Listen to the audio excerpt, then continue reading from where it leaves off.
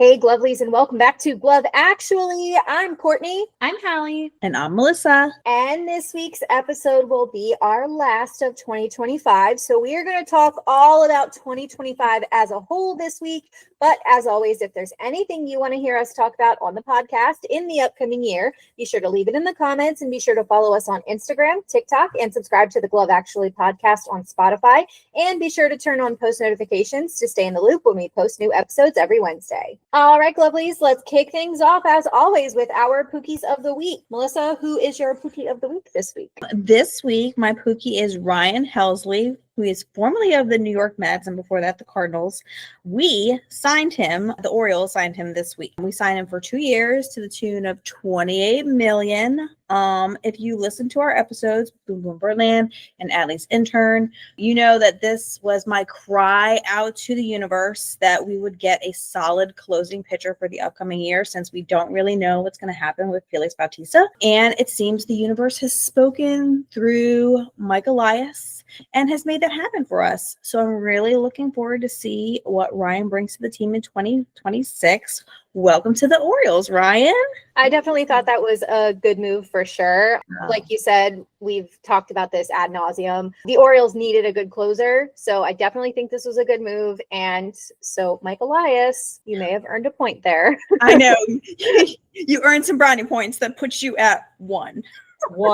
You're out of the hole. Hallie, who is your Pookie this week? My Pookie is my best friend Courtney. Aww. She runs a little podcast and it's all about baseball and how much she loves baseball. And sometimes she lets me on it and we get to talk about baseball together. And she's my Pookie because she's the sweetest on the earth. That is You guys can't see it, but I'm actually crying. I can see you. Oh, that's so I love you so much, Courtney. This is so fun. Oh my God, that was so nice. I love you. I love you. Hallie, I'm back in. Wow. Winners don't cry. Oh my God, you're so right. My Pookie this week is Kelsey Whitmore, who was the #1 overall draft pick in the first ever WPBL, aka Women's Pro Baseball League 2026 draft, and she was drafted by the San Francisco team. Kelsey is a pitcher and used to be a member of the U.S. Olympics women's national baseball team from 2014 to 2019, and she did earn 2 silver medals with the team. She signed with the Savannah Bananas in 2025, did make her debut in Baltimore last season with the Bananas. Yeah. So for those of you who don't know, the Women's Professional Baseball League just held their first ever draft for the 2026 season.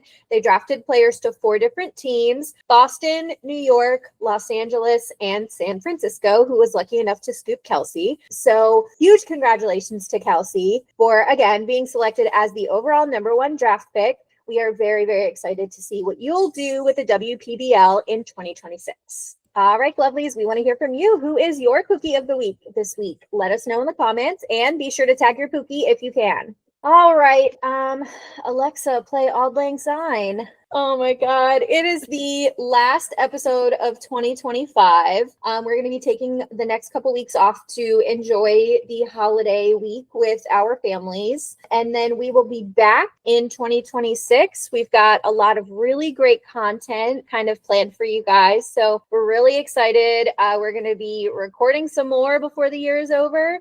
We've got a couple of really exciting guests coming up. So I know that I don't want to speak for you guys, but I am very excited for all of our Glovelies to see what we've been working on. Oh, me too. Yes, me too. Can't wait. All right. So instead of doing top 5 this week, we're going to kind of talk about 2025 as a whole. We're going to dive into our #1 picks for a bunch of different categories. We're going to just kind of talk about it overall. So let's dive in. What were your thoughts about the 2025 season? Melissa, what do you got? The 2025 season, I mixed reviews, right? So as we've mentioned, as an Orioles fan, we had a lot of highs and we had probably even more lows. It was definitely a roller coaster. But I do feel like after this after the end of this season, I'm pretty hopeful about next season. I feel like we're going to turn some things around, especially with some of our new people that we've signed in the last couple of weeks. So I'm pretty hopeful about it. And we definitely had some really good high spots. We had some good moments. I just wish we had more good moments this year. Yeah, I mean, I'm right there with you. I know that expectations were really high at the start of this season. Yeah. Especially after the run that we had last year and the year before. Expectations were extremely high. And it's so unfortunate that we got saddled with so many injuries this year. Yeah. So especially with, again, we've spoken a lot about the young core, that the baby birds that the Orioles have coming up. So there is so much potential for this team to be so good. And I really hope that once everybody starts reporting and spring training starts to get going, we really see them kind of click together and kind of lock in where they need to be. And new coach too. Yeah. New coach Yes. this year. So we'll see what happens with that too. I mean, I have big hopes for him. I think he's going to work really well with the guys. I also think like overall in the league, just watching some of the movements that have happened in the last couple of weeks, like all these people who have been with teams for a long time and now they're up for free agency. I feel like every team is kind of up for grabs right now. I definitely agree. I think the total landscape of MLB as a whole is going to look very different come opening day. Mm-hmm. And I'm very excited to see how things kind of shake around a little bit and, where the pieces fall. And that is another thing, is that I did not expect this season, at the beginning of the season, that I would be a Padres fan at the end of the season. Mm-hmm. I really did. I really enjoyed supporting that team for the second half of the season. Yeah. I thought it was a really great organization. The fans were also really, really great. It's so easy to get so engrossed in the team that you grew up supporting, but to find other players that you enjoy supporting, I think is just as special. And to be able to see them regularly, it kind of grows that kinship a little bit more. Hallie, what do you think? I firmly believe every team is full of charismatic, excited players. Every team has that. Yeah. And I think it's so special that we got to go see so many games in person. Like, truly what a gift.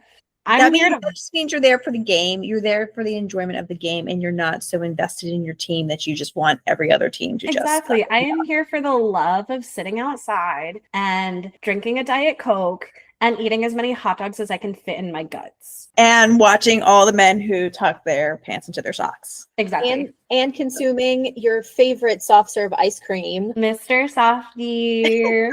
Mm-hmm. If I don't get one, my team doesn't win. Speaking of going to the games, I would love to take this opportunity to transition into talking about our favorite personal moments of 2025, because one of my favorite 2025 moments was going to all the games with Hallie. Aw, that's nice. That's one of my favorite things.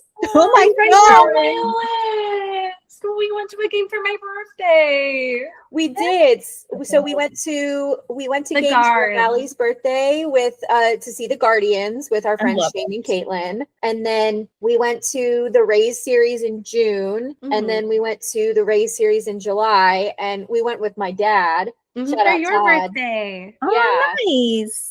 And we both had birthday parties at the baseball. We did. One thing I will say is that while we were at the July series with my dad, Hallie was like so strict. She's like, Todd is not going to be dehydrated or sunburnt on my watch. Oh, that's so funny. I will not send him back to Brenda with sunburn or dehydration. He is going to be so full of water and sunscreen. Yeah, I think he was annoyed.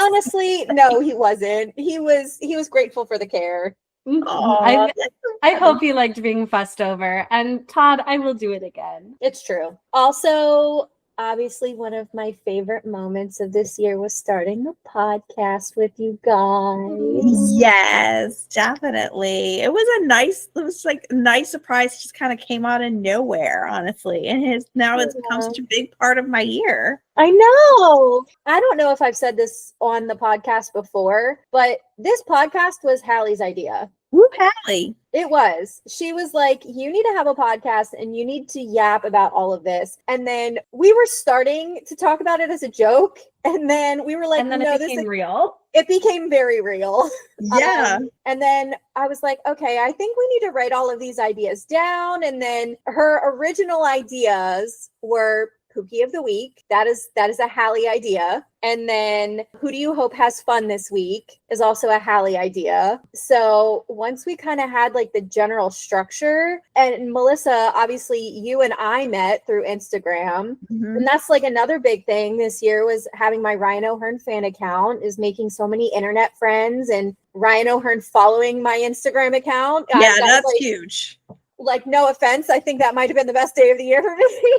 It was just one of those things that all the pieces kind of fell into place really nicely, and everything has just kind of, I don't want to say it's just kind of worked out in our favor, but everything has kind of really worked out in our favor. I feel like we're slowly building this up, little by little. And as we're growing and everything, I just like looking at this, and it just makes me so proud and so happy that I get to do this with you guys. I know, me too, guys. Thanks for asking me to be part of it. It really, But of yeah. course. This is just like not anything I ever expected to do, but I love it. It really like brings a lot of joy to my life right now. So, and I have spent more time listening. I can't tell you how many times I've re-listened to some of our episodes over and over.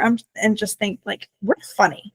My friend Snapchatted me today. She was driving home from work and she was like, I'm so behind on your podcast. I'm so sorry, but I'm listening to it. She was listening to episode 4 and she's like, you guys are so funny. Like, it's about baseball, but it's also not. And it's like silly. It's so entertaining. And I was just like, that's the point.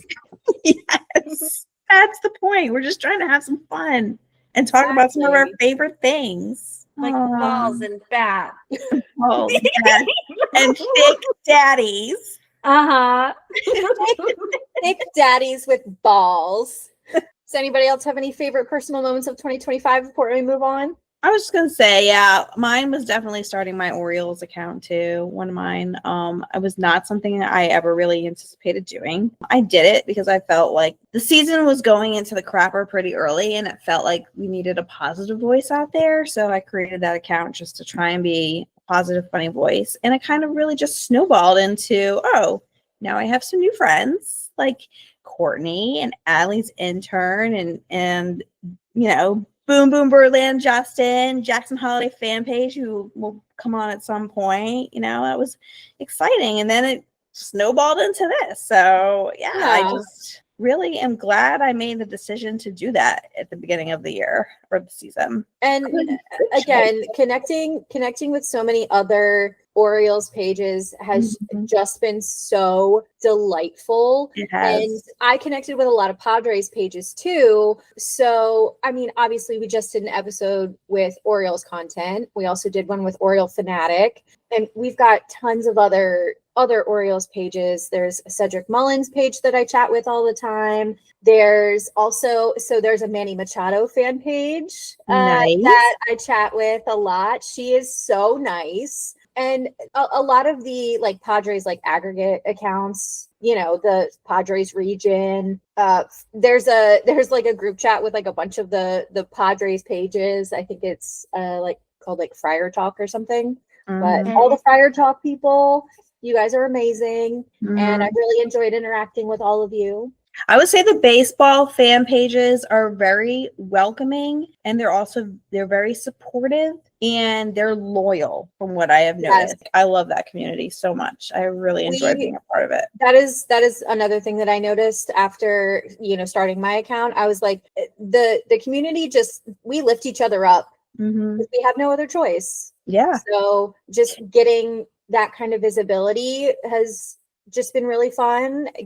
Whenever I get a story view from a player, that's always really fun. So yes. I've gotten a lot from like the majority of the Orioles. I think have taken a gander at some of my stories. I've even gotten like Ben McDonald, Kevin Brown have looked at my stuff. Yes, we notice, guys, when you see our stuff, and it definitely makes our day, just so you know. It really does. Anybody else favorite personal moments of the year? I became a notary public this year.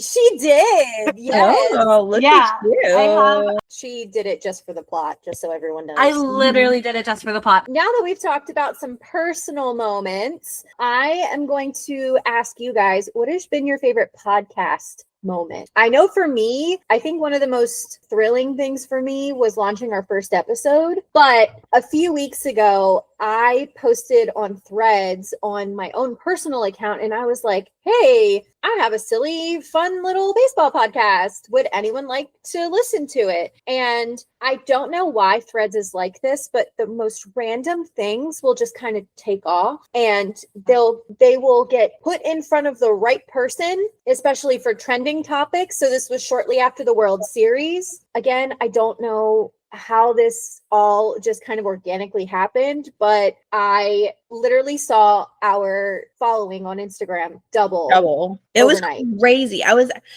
out to dinner with my family, and all of a sudden, like, I look at my phone and we're coming out of the restaurant, and I'm like, it's just like new follower. I'm like, what are you guys doing? Are you out there like working the streets right now, getting us followers? Like, what are you doing? Oh my God. Hardcore networking. Shaking ass on the corner. It's podcast.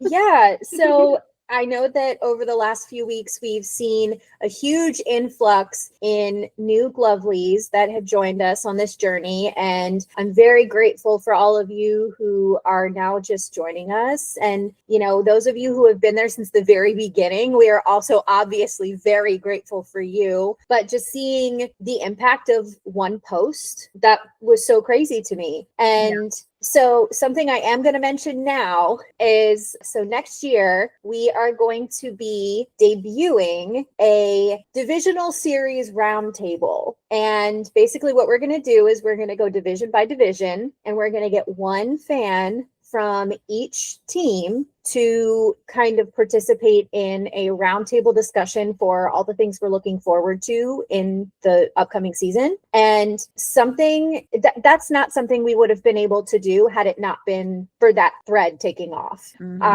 I was shocked that I got responses from fans of almost every single team. And so when all of those people started reaching out saying, hey, you know, let's collab. I'd love to talk to you. I was trying to figure out ways that we could feature everyone, because everyone's support obviously means so much to us. So I'm very excited that we will be having that recording sometime early next year. And then we're going to get that up for spring training so that we can have all of our thoughts out there in the universe by the time the season starts. So that's something I am really, really excited about. Other favorite podcast moments? I will say having Kay come on to as our first author was very, very exciting for me. I am, and you know, I'm not going to say who, but we do have more authors coming, and that's just talking books and being huge for me, but being able to talk to the person that wrote the book is just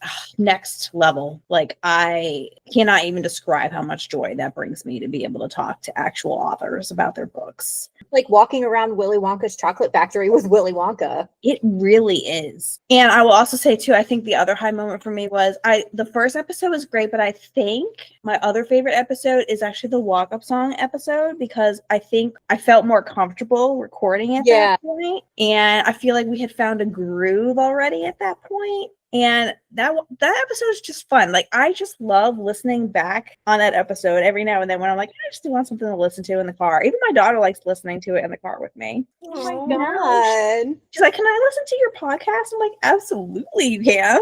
Why not? And then Melissa? But yeah, I really loved like that next episode where we had found our groove. That was I think where things started to really become fun. Hallie, what's your favorite podcast moment? When I got to talk about Starlight Express. Aww. I love Starlight Express. The name of the show is Starlight Express.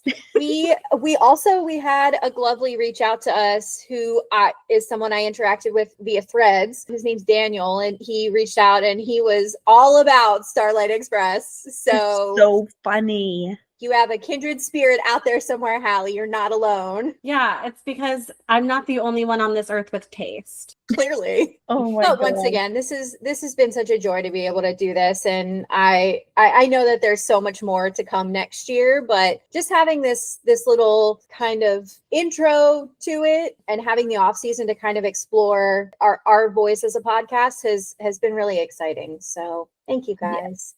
Oh, I love you guys. I love you. Aw. So kind of swinging back into baseball season for a minute, what were some of your favorite baseball moments of the year? Hands down, 21-31 game. Actually, the Dodger series. The Sios walk off the first night, and then the next night Rivera's walk off. Hands down. Yeah. Yes. I think if you ask any Orioles fan what their top moment of the year was, it had to have been 21-31 night. Even though on the episode I said that my favorite Orioles moment was opening day, I retract that statement. Opening day was great. The 21-31 walk-off, it's inexplicable how magical that was. Well, I think it's different too because where it landed in the season. Because like that 21-31 night was at the end of the season, and we already knew we weren't making the playoffs. But I feel like at least for that weekend, we were a great team. We beat the World Series champions. We did. In a game where we were almost no hit. Broke up a no-hitter, and we beat the World Series champions. Whereas opening day was great, but that was almost, when you look at the season, that was false hope. That's what opening day was. I've talked to a lot of other Orioles fans, and they've echoed what we've said before about it being just the fact that it was 21-31 night and it was like Cal's night, and that happening was such Orioles magic. It's one of those things like you can't deny Orioles magic is real. It is. It's a real thing. I have a very special favorite baseball memory of the 2025 season. I lost my grandpa this fall, but I got to go out and visit him while he was still in the hospital. And we got to watch the last games that the Mariners were in. And I got to explain the origins of Big Dumper to my grandpa. But it was really special to get to watch one more game with my grandpa.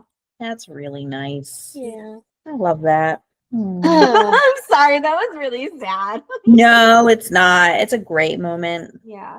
It's okay. And my grandpa loved baseball. It was his favorite of just about anything. He was a really big Yankees fan. He was a little disappointed that the Yankees were not making it, but my grandma was a Dodgers fan, and so he said he wanted the Dodgers to win. And they did. So they did it for Grandpa. You're welcome. It's true.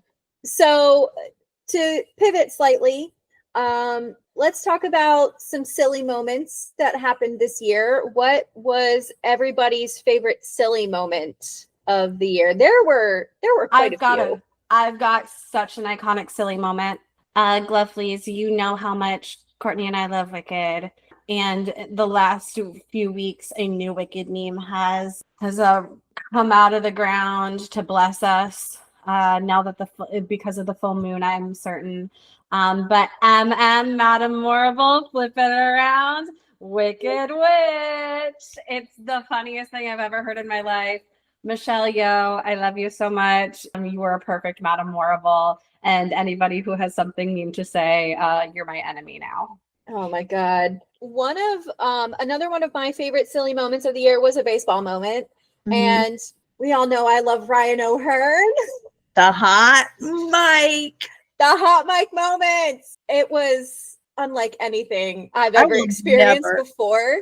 It was the combination of what he said on the hot mic and then the camera panning and catching Adley Rutschman's face right afterwards. I will watch that over and over. That will never get old to me. Every single time it pops into my feed, I'm like, repost.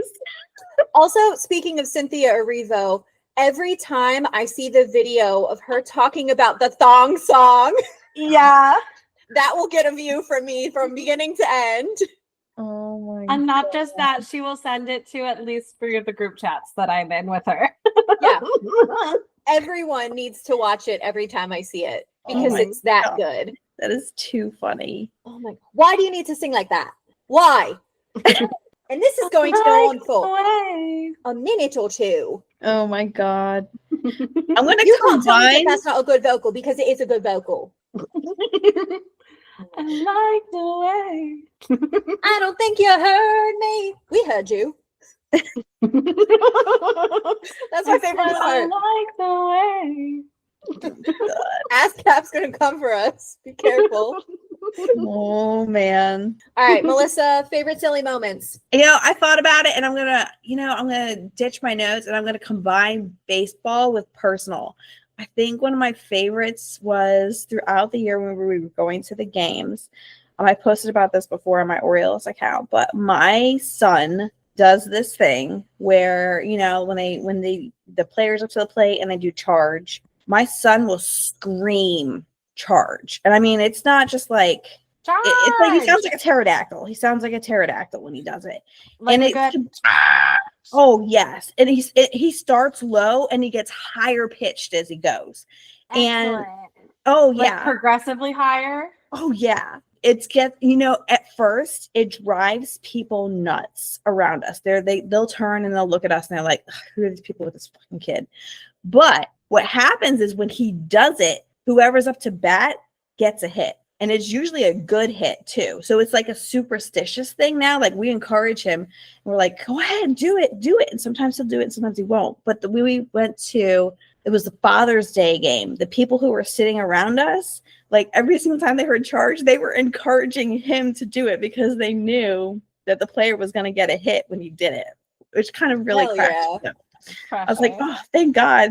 Everyone's buying into it because at first it is a little embarrassing. You're like, oh God, yes, that's my child. All right, we got to lock in. Let's wrap up by talking about our favorite baseball player of 2025, and then we'll cap things off with our Pookies of the year. So I will go first. This is not a secret. My favorite baseball player of 2025 was Ryan O'Hearn. And I don't think that I need to explain this because I've explained it many times. Yes, we know you. My favorite player of 2025, Junior Caminero. You are such a delight to watch, and I hope we get more seats along the third baseline so I can stare at you. Period. And lock in. Locked in. Mine of 2025, first half of the season was Ryan O'Hearn. After the trade deadline, Trevor Rogers. Okay. Ooh, That's fair. Mm. You're not seeing him as often. So I'm not seeing him as often. Sorry, Ryan. I love you still. So to cap things off, our Pookies of the Year 2025, drum roll please. My Pookie of the Year is Ryan O'Hearn and Hannah O'Hearn. I love it. The Baltimore royalty of the MLB All-Star Game from 2025. I was very, very proud to have led the campaign for everybody to vote for him for DH. And Hannah was kind enough to follow the O'Hearn account really from the beginning. It had been up there for like a week and she followed it. And then a couple weeks later, he followed it. Hannah, you are so lovely. And I wish nothing but the best for you guys. And the famous saying, behind every great man is an even greater woman. I think that that's definitely true. I really love their partnership and I just really like them together. They have a lot of respect and love for one another and I can't wait to see what is next for them. So they are my Pookies of the year. Solid Pookies. Ryan can't take all the credit. Someone had to make him so Pookie worthy and I would say that person is Hannah. Ooh, yeah, I like the way you phrase that. That is so accurate and true. I'm going to make mine. If you had asked me in 2024, it would have been hands down James McCann. 2025 will be Adley. Even though he was injured most of the year, I feel like I've spoken the most about Adley. And I do love him. I just think he's freaking adorable. And I think he's so funny. So mine is going to be Adley Rutschman since I cannot have James McCann. I mean, you can still have James McCann, but I just don't get to see him anymore. Especially and he's a West Coast team. So I definitely don't get a chance to see him anywhere near as much as I used to. So Hallie, who's your Pookie of the Year? My Pookie of the Year is me, Hallie. Oh my God.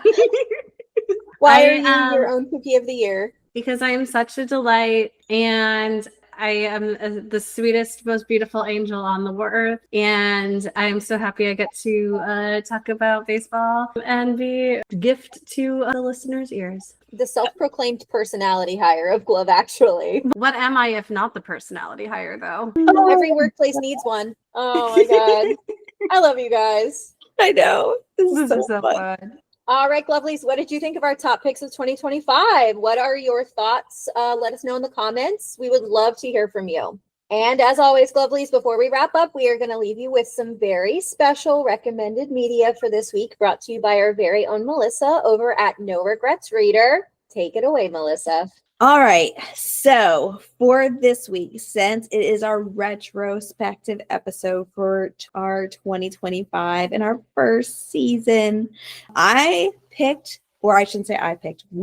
we collectively picked together that we would review the movie that inspired the name for the podcast, and that is Love Actually from 2003. So also it is a holiday movie. So in honor of the holiday season, it also works for that as well. Romantic comedy that was released in 2003. It's a movie that is set in London and follows the lives of multiple interrelated couples as they navigate different journeys centered around love in different phases of their lives. This is hands down one of my top 5 favorite movies of all time. I mean, when Courtney announced that we were calling this podcast Love Actually, I was like, this could not be more perfect because it is like one of my favorite movies ever. And it has an amazing cast, including you got Hugh Grant, Emma Thompson, Alan Rickman, who is one of my favorite actors of all time too. R.I.P. I miss him so much. Liam Neeson, Bill Nighy, Colin Firth, Laura Linney, and Andrew Lincoln before The Walking Dead. But anyways, this movie is not exactly something you can describe because there's a lot that goes on in between all the different storylines, but I'm just going to give you the highlights of the storylines that you'll catch between the different couples. You've got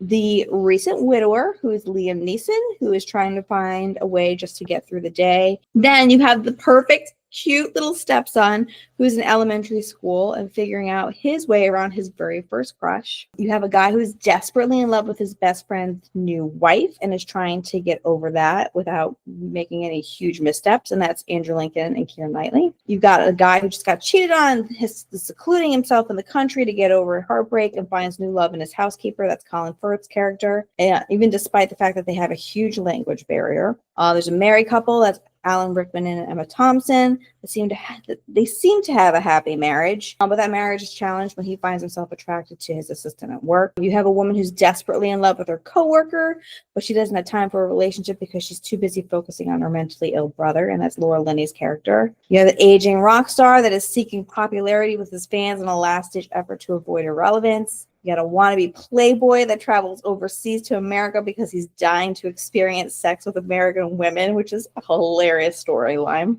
Movie body doubles that meet on set and have an instant attraction. And then you have the Prime Minister of the UK that finds himself attracted to his lead housekeeper and doesn't know how to balance duty to his country and his crush at the same time. So there's a lot going on in this movie. But the whole point of the movie is that love actually is all around us, and no matter the circumstances, love is going to prevail one way or another. The movie takes place at the height of the Christmas season, which highlights that the holiday season is the time of year where you will always find evidence of love, no matter where you look. But love doesn't play by rules. Can't be confined. It does not have boundaries. And sometimes it's going to be in the very last place you ever expect to find it. So most people that love the movie are going to debate who their favorite couple is. I want to know who you guys are, but for me, my favorite is hands down Sam, who is the stepson of the widower. Yes, his mom just died, but he's actually more hung up on Joanna, the girl at school that he is in love with. He's constantly asking his stepdad for advice,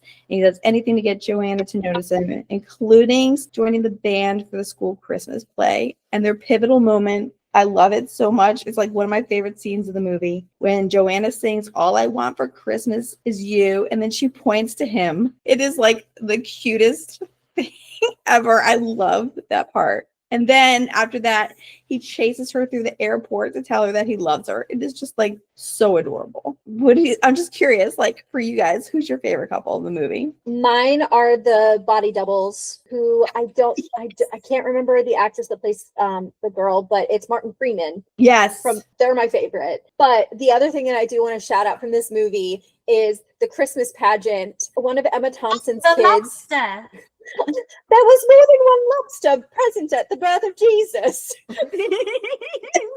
She's like, oh yeah, I know that the Christmas pageant is so random with all the animals. Oh my God. Love Yeah, it. because they have to include all the kids. Hallie, who's your favorite couple? I'm just curious. So it is a very toxic one. I first saw Love Actually.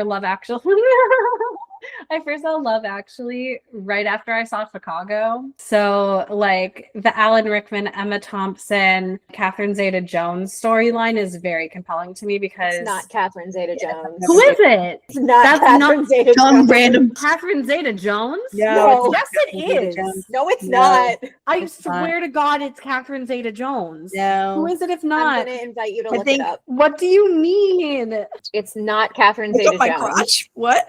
Heike Makach.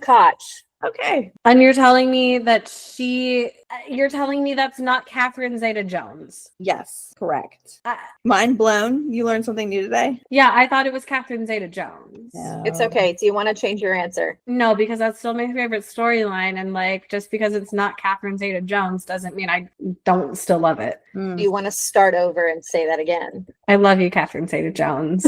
And I forgive you For not being in Love Actually. I forgive you for making me think that you were in Love Actually. Yes. Oh my God. Oh my God, that's great. Wow. All right, let me wrap this. So, like I said, this movie, instant 5 stars for me. One of my favorites of all time. Definitely one of my favorite holiday movies. And the inspiration behind the name of this podcast. Because, friends, when you love baseball, that love persists in many different ways, and it is actually all around us. Aw, Aw, I got the warm fuzzies. warm fuzzy. All right, Melissa. Well, if any of our listeners want to make any recommendations for the 2026 episodes of Glove Actually, where can they find you?